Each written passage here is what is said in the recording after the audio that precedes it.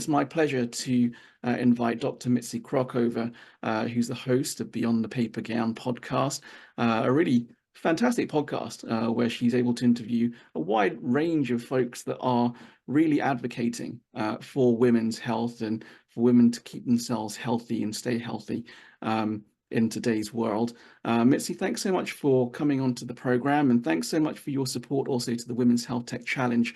Again, if you missed the Women's Health Tech Challenge 2 Fridays ago, Mitzi was on there awarding one of our finalists a prize to be on her podcast. And I think the podcast details are also in the chat. But Mitzi, over to you and your presentation for today. Thanks so much, Jerry. Really appreciate it. It's so great to be here. I'm going to try to share my screen, and well, let me do that again. Okay.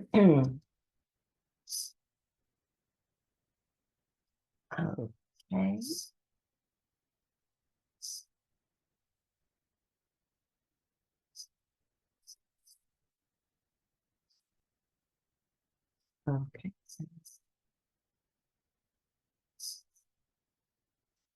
Okay. Can you see that? Yeah, we can see your screen. Okay, perfect. So, hi, I'm Mitzi Krockover. Just to give you an idea about some of the hats that I wear and the perspective that I am providing. I am an internist by training and previous practice. I was the founding medical director of the Iris Cantor UCLA Women's Health Center, and then went to Humana as vice president of women's health. And in the last 5 years, was really impressed by the women, mostly women, who were frustrated not being able to find solutions for their health care in the health system or on the market or shelves. So they were basically creating companies to create those solutions. So to me, that was the light bulb that says, you know, that's how we're going to advance women's health. So I wanted to invest in it. I am a managing director of Golden Seeds, which is an angel investment organization focused on women-led companies, and I co-lead the health sector.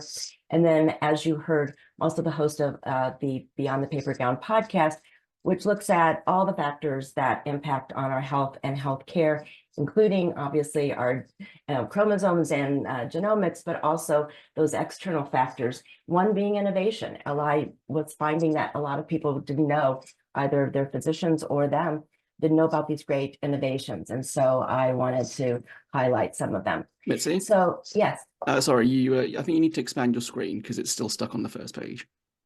Okay, I haven't gone. There we go. Is that okay? Did you see that? No, it's still on the Canva page.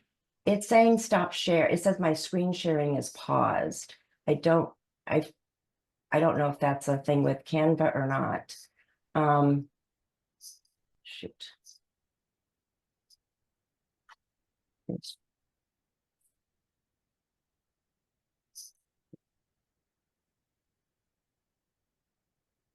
Okay.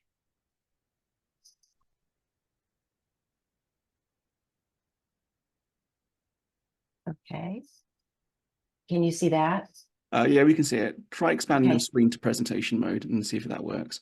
I think that's what's gonna, yeah, that's what causes it to stop sharing. So I think I'm gonna have to do it at the other way, and I apologize. Now, can you see it? Okay, must be a Canva glitch. So in any case, anyhow, I just want to get some definitions out of the way so that we're all on the same page. In 1995, Dr. Karen Carlson defined women's health in her textbook, Primary Care of Women's Health. And, you know, it's really interesting. I think we've taken this as kind of a mantra. Those are the conditions that manifest differently, like cardiovascular disease, disproportionately in women. 80% of people with osteoporosis are women.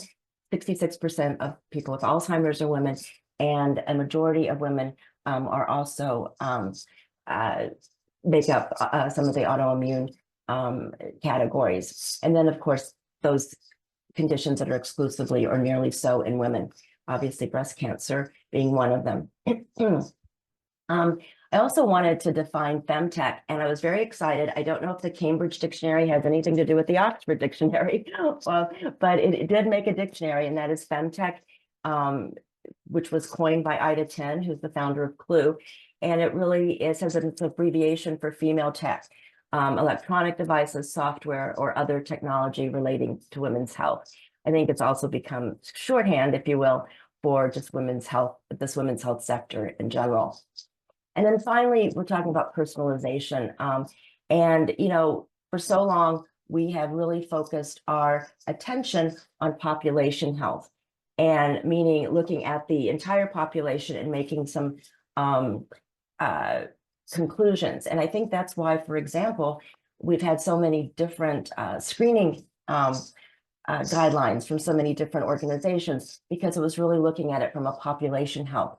What I'm really excited about is that a lot of the tools that you're going to hear about today and beyond are really focused on looking at people with their individual characteristics, all of which are listed here, and then tailoring their healthcare delivery treatments and interventions based on those individual characteristics, whether they're internal in terms of biological factors and health history and current conditions, or more external in terms of lifestyle choices, environmental factors, preferences, and certainly cultural and social context. We know that the digital health market size has increased. If you look at 2024, we're right kind of looks like on a cusp of an increase.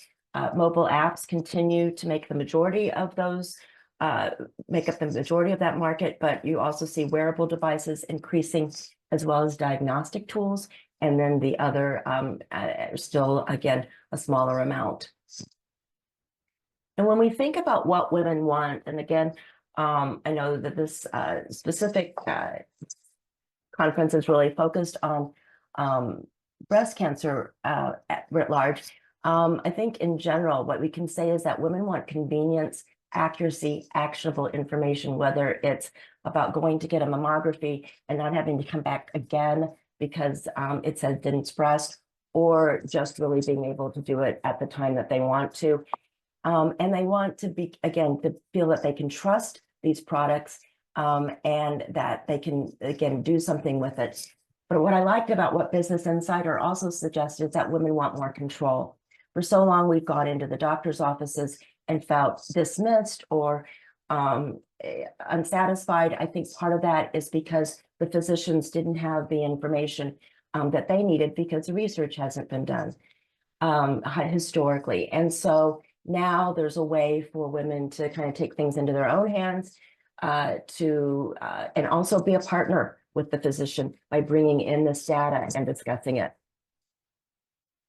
I figured that there's a number of entrepreneurs in this audience, and so I'm not going to go through a lot of specifics, but I do want to talk about the challenges that a lot of these personalized health solutions may face, and things that you want to address as you're developing them. First of all, the data gaps, and the previous speaker just talked beautifully about that. We have not had the research that we need. It wasn't until 1993 that women were mandated to be represented in clinical trials funded by the NIH, and that's a big sector, but it's still it's a subsector. Not until 2016 was it mandated that we should look at sex as a biological variable, and we know that sex, even down to the cellular level, makes a difference. And so we want to make sure that you're building solutions that are based on good evidence. And again, I'm hoping that that's going to grow in the next few years, but we still have to be very mindful of those gaps. Also, the technical constraints, again, algorithms might be based on male-dominated kinds of areas that, again, women and perhaps other underrepresented groups were not represented. And then the speaker before talked about privacy concerns, and especially with apps, and especially in this space where we're talking about fertility and pregnancy and menstruation. And in this environment, privacy is really key. In terms of implementation barriers, we want to know that, you know, that the individual, the end user can use it, but also if we're asking people to be partners with their physicians, how easy are we making it for the physicians or providers to use it, or the health systems to use it? And then there may be resource constraints that we need to be aware of. And then finally, the social and cultural factors of the individual. There's certainly still stigma around women's health issues. There's cultural barriers to accessing care. There's socioeconomic disparities. There's language literacy. Even age might, again, impede someone's technological abilities. So all of those, as you do your user experience research, are really important. I thought what was very positive is that WHO did a study and found that even in lower and middle income countries, that the use of certain digital health solutions for women actually provided better outcomes. And so again, it's not, it's just something to be aware of. We're going to talk a little bit about women's health and the different areas, since I'm going to just dive right into them because we have a limited amount of time. And I realize that these are not comprehensive. I'm just using these as really kind of symbols. So if you have a favorite company, please put it in the chat so that we can all know about it as well.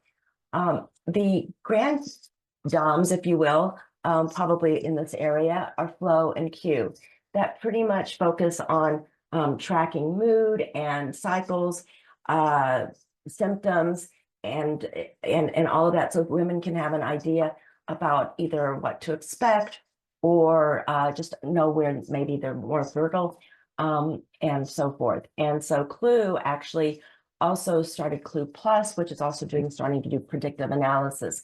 I think as these companies continue to mature, they'll be offering more opportunities. UVA, like Mira and other companies, use urine to quantifiably measure hormones so that a woman can, again, see what her own personal pattern is. It surprisingly, I'm joking, it doesn't always line up to the 14 days ovulation and then 14 days later a period. And so this is very helpful for women who are either trying to get pregnant, want to know about perimenopause, if they're in perimenopause because they have 2 kids, or if perhaps they're going through monitoring and they can use this as an adjunct. I'm sorry, going through infertility treatments. Imply, it just partnered with Bayer's Precision Health. It is a subcutaneous implant for women going through IVF to monitor hormones. And Kindbody is a bricks and mortar area, but but it also that's focused on everything from egg freezing to infertility and so forth in that space. But they're also using technology intertwined with their in-person offerings. When we go to pregnancy, again, this is just not even skimming the top, but you can see Mirani, Bloomer, Connect, and Baby Scripts all use monitoring of blood pressure. Mirani and Bloomer, I believe, also do weight, and Mirani is developing a device to monitor high-risk women at home. And they basically, again, do periodic screens. If there's anything that needs to be alerted, they alert the woman and her provider. Again, just having extra eyes and even potentially reducing the amount of times a woman needs to come in, especially if it's not convenient for her to come in by geography or she works, for those prenatal care visits.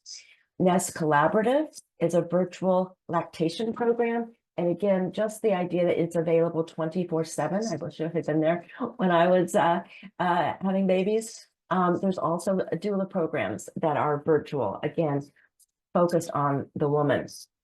Maven, you've probably heard of, and it started out as employee benefit program focusing on managing fertility benefits and providing a wraparound care. And now they're doing some much more throughout the lifespan. Again, using that virtual 24/7 opportunity to reach women at the times that they want.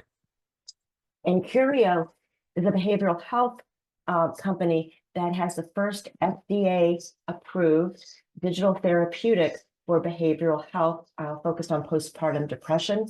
They're expanding their offerings as well. And again, a good example of the way that this technology is being used. Menopause and osteoporosis is booming, it's hot, quote unquote, but just a couple of, or a few different examples. We have MIDI, which again is one of many, but one of the biggest menopause counseling and product companies that they do theirs virtually. The Ember Labs has a device that can cool you off if you're having hot flashes, which it does work. It also works on the other side of the spectrum because I gave it to my daughter because she gets too cold and she uses it to heat her up. Then there is BedZest that cools the bed if you're having hot flashes. And then also OsteoBoost is a fanny pack-like device that was just FDA approved that uses vibration to reduce bone loss in postmenopausal women with osteopenia or kind of pre-osteoporosis. And they combined with Wellen, which is a virtual exercise program to provide an osteoporosis program for their members. Moving on to wearables, I'm sure everybody can, show their wearables. Aura has made a special focus on women's health. You can tag your mood, you can tag your symptoms, you can look at your periods. They have partnered with Clue, Prove, Mira, and others so that you can, again, use that data along with the Aura ring. Interestingly enough, I diagnosed my sleep apnea through Aura. Not a commercial, but just interesting to see that some things alerted me to the fact that I might have some sleep disturbance. Following that up, in fact, did have sleep apnea, which is not uncommon in women my age. The Apple Watch is certainly a wearable that most people know, and I believe the other one is, I don't know if that's a Samsung or another one. And then Movano is coming out with a women-focused ring as well. It's called the Evie or Evie. And then finally, on the other corner are bras that actually have sensors. This is from Bloomberg Tech. It's not FDA approved yet. It's still investigational. But I just wanted to, highlight that, again, we're going to see all sorts of places that we're going to be providing data, including our clothes. And this is to look at cardiovascular disease in women. Not going to spend too much time about AI enhanced screening because you're going to talk about this today, I'm sure. But just to give you an idea about how a dense breast can be highlighted and actually ascertained. I know I'm going to get the hook, so I'll be very quick, Jerry. Biomarker testing and diagnostics, Evie for the vaginal microbiome. There wasn't a lot of information when they started. They've partnered with academic universities and have really generated a lot of data, as is NextGen, looking at the menstrual fluid. And again, at the bottom, you've got kind of the old technology that's still very relevant, pregnancy test, UTI test, and all of that. Generative AI, again, the fact that we're now building on personalized information to give more and more information to individuals the more they use it. I'm on the medical advisory board of an app that's doing that for menopause called the Pause. Talkspace seems to be doing that in the behavioral health space, and Kintsugi is looking at voice recognition to diagnose depression. And I'll end right here, if that's okay. The real idea, if you will, is to take this real world data, make meaningful insights based on, again, research, evidence, and the data, and then provide an action plan. It's the old quadruple aim, the right care at the right time, at the right place, at the right cost. And I really think that a lot of these technologies are getting us closer to that. And finally, what we'll need to do is enhance that with the research and development that I believe the White House's Women's Health Research Initiative has really underlined and will continue to grow just because of the people in this room and the women out there that really want these digital solutions. So if you want the questions to ponder, I'll leave them up here, but I really want to thank HITLAB and in asking me to be here today. So thank you. No, that's wonderful, Mitzi. Thanks so much. I'm sorry we didn't have more time for you. I know you had loads more innovations Yes, to go right. through and so many more suggestions, but I think the audience definitely is showing a lot of love for all of the innovations you were describing in all the areas of women's health that they were addressing and stuff as well. But everyone, please do go check out Mitzi's podcast. Not only is she interviewing some amazing guests, but I'm sure if you connect with her also on LinkedIn, and her LinkedIn is in the chat, she'll be happy to share some more information about some of the innovations she may not have got to today, and also maybe share her presentation with you as well, because I think there was some requests in the audience for that. But thanks so much, Mitzi. That was really awesome.